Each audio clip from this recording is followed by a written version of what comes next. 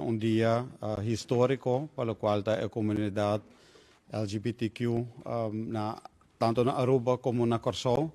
Ito histórico para sobre que AWE logra una igualdad para banda legal y nos sumamente contento naturalmente en primer lugar para el momento aquí un momento que a comenzar manejo hopi sa 5 anos passar a luta aqui é parte legal a começar e há uma grande culminação que tá chega a dus nós está hopi contento que sa aqui e tim viaja tá bem desafio na caminho tá bem momento nang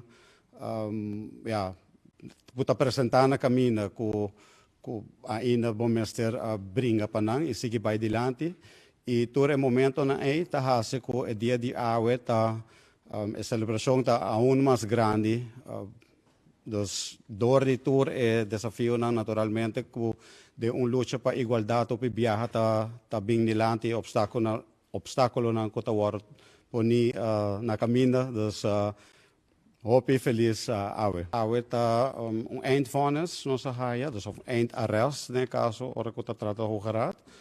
E dus hoofdvonnis worden bevestigd. En zeker men ko maneira ko voorzitter também de Hoge Raad bezig ko persona não por casa agora aqui na Aruba e na Corsou. Dus imediatamente, dus esta uma questão ora é na Aruba para persona não bij AWMS bijvoorbeeld.